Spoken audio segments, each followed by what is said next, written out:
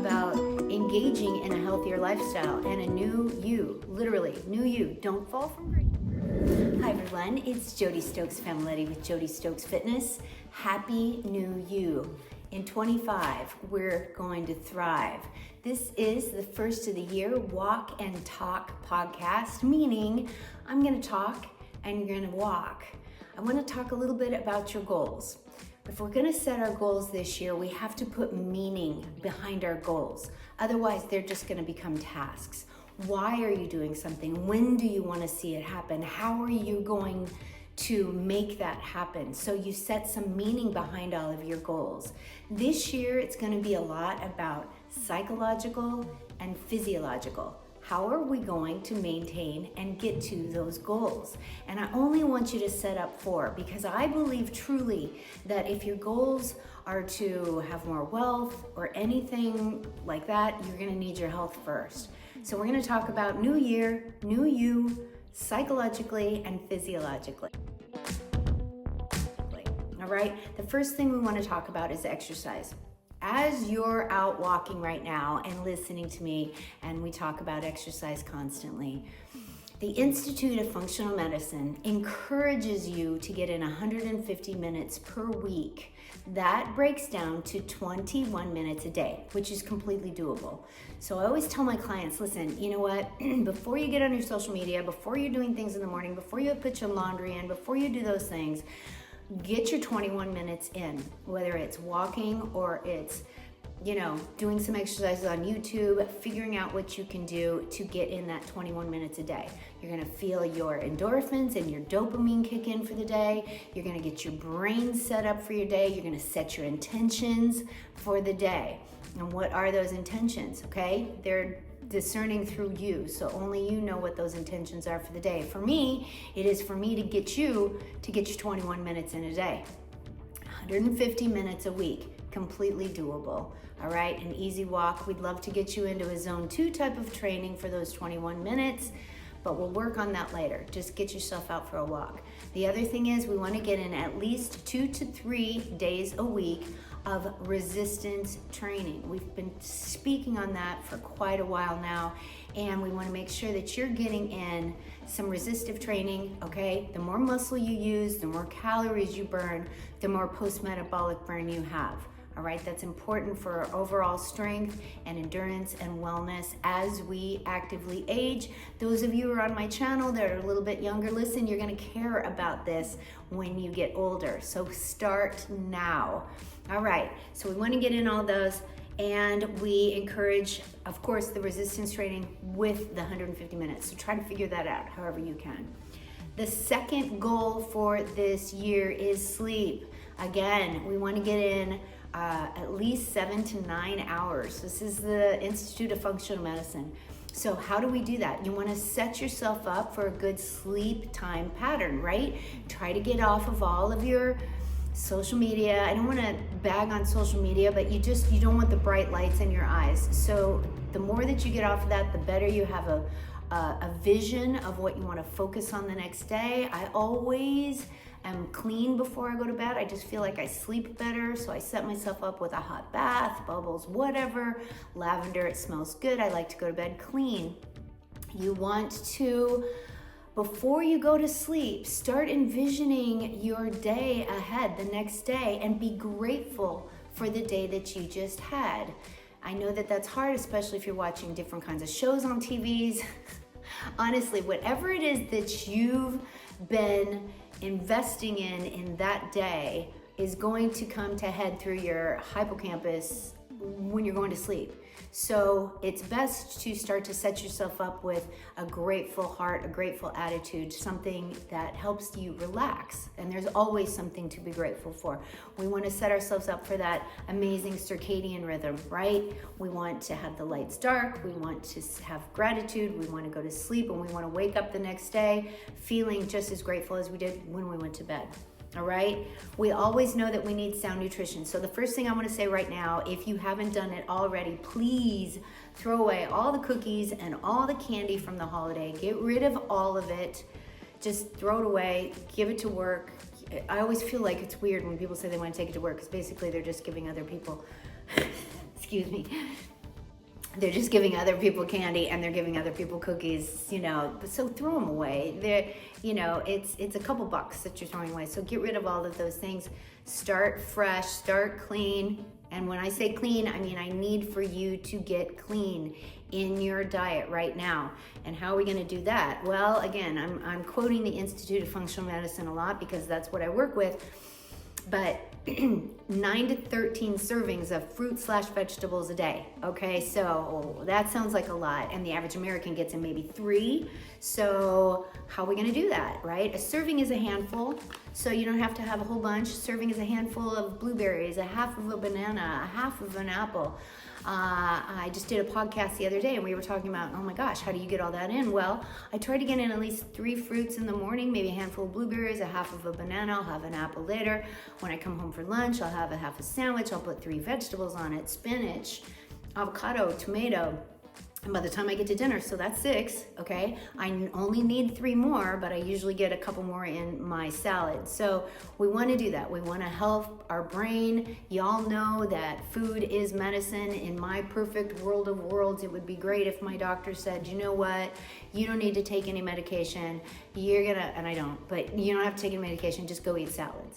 So if you can start doing that and thinking food is medicine, you'll start to feel your brain feel less foggy. You've got no ultra-processed foods in your diet. And we all know that ultra-processed foods, and I have been saying this literally for 40 years being in this industry, we know that they're just clouding our brains and they're hurting our bodies, and we're experiencing all kinds of dis-ease. So really be focused on getting rid of any ultra-processed foods moving forward in 2025, okay? If you fall from grace, don't worry about it. Get back on that horse and get back into it, right? We're all gonna have little bits and pieces where we want some sugar, we want some flour, we want something, and that's okay.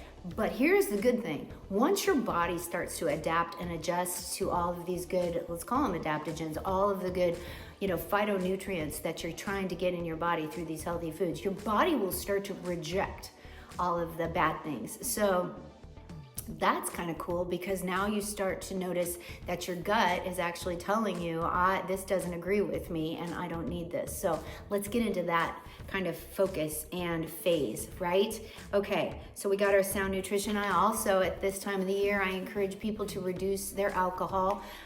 In this podcast I did the other day, we were talking about Andrew Huberman. He's one of my favorite neuroscientists of all time from Stanford University. He has a podcast about drinking. You'll never drink again if you watch this, honestly, after you know what it does. But what I've always said about alcohol is that if you want to age really, really fast, drink alcohol, because it takes away your vitamin A's, your vitamin K's, it dehydrates you. There's just all kinds of non-nutritional things to do with alcohol, other than the fact that it also will mess up your next day, and you don't need it, right? So find other ways.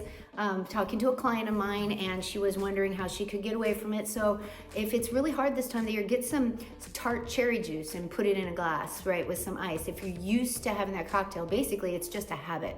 So you need to stop that habit.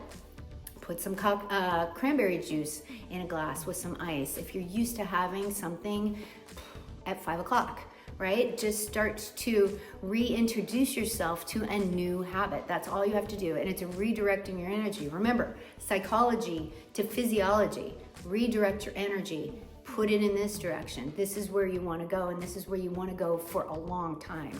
All right? So we're going to do that. And we already talked about getting rid of anti-inflammatory foods, sugars, refined flours, refined anything ultra-processed. Read your ingredients. Mostly things in the pantry, mostly things you buy on the inside of the store, all right? Read your ingredients and be very proactive about engaging in a healthier lifestyle and a new you, literally, new you. Don't fall from grace in February, stay with it, okay? If you have little dips and valleys, that's okay, get back on that horse, right? I've been watching too many Yellowstone things lately, so now we can talk about horses. Another thing, this is your 4th goal, all right? Exercise, sleep, nutrition, and how do you decompress? How do you manage how you react to things, or how you know, I almost want to say, stay balanced, live in the middle way. Don't be reactive toward things. Don't let people get under your skin. Don't let, don't let them. Let's go there. Mel Robbins, love her. She just wrote a book called Let Them, right? Okay, just let them. If people are gonna bully, people are gonna do things, people are gonna try to get in your skin, people are gonna do this. Basically, they're literally revealing who they are and their true colors. Just let them, okay? I've often said, people will just, unfortunately, at the end of the day, either shoot themselves in the foot or hang themselves, and I don't mean that, I'm sorry, but I mean, just let people do what they're gonna do, and you focus on what you need to do. You get in that zone and that energy, okay? Decompressing, how we're gonna do that? What is it that you need to do to decompress? For me, it's literally maybe isolating myself for a little bit and just breathing and getting away from other people's energies if they're negative or if they're bombarding you with things all the time, and you need to step back and you need to take a breath and you need to engage in yourself and find your strength and your balance. Do that. Just do that. If you find that exercise helps you decompress, go out for a quick walk. If you like to be in nature, maybe that's your way to decompress. If you talk to a community of like-minded, soul tribe-y, positive people, then speak to those people. If you need to go to therapy, go to therapy. Go talk to people who understand where you're at. Meditate if you like that. Rest. And the other thing we were talking about in the podcast the other day was just simply breathing. I've mentioned this before. If you're feeling stressed, if you're feeling worried, if you're feeling any kind of energy at all, Maslow's basic hierarchy of needs, right? In this space right now, am I safe? Yes. In this space right now, is there a roof over my head? Yes. In this space right now, is there food in the fridge? Right? In this space, do I have some money, right? Those are your basic needs, because we cannot live in the past. We can't do anything about that. The past is the past, and we have no idea what the future is going to bring. You can affirm all the things that you want to come into the future, but you really, truly don't know. All you have right now is the present, and how can you relax in this moment to make your environment safe, happy? Okay, right? Okay, so when we come back to the cognitive part of it, that's exactly what cognitive behavioral therapy is, right? You feel a certain way that you've been feeling for a long time. Pretend like you've got a rubber band on your wrist and you just snap that rubber band and change your thoughts, change your mind.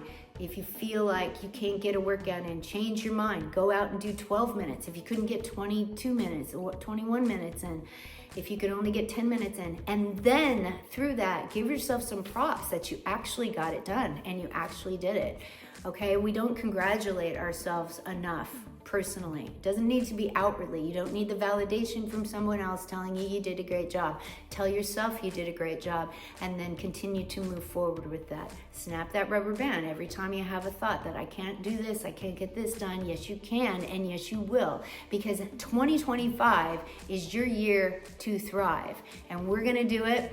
We're gonna get into a 21-day reset, so stick with me. Hang in there, because we all do it together, and some of the videos are very funny.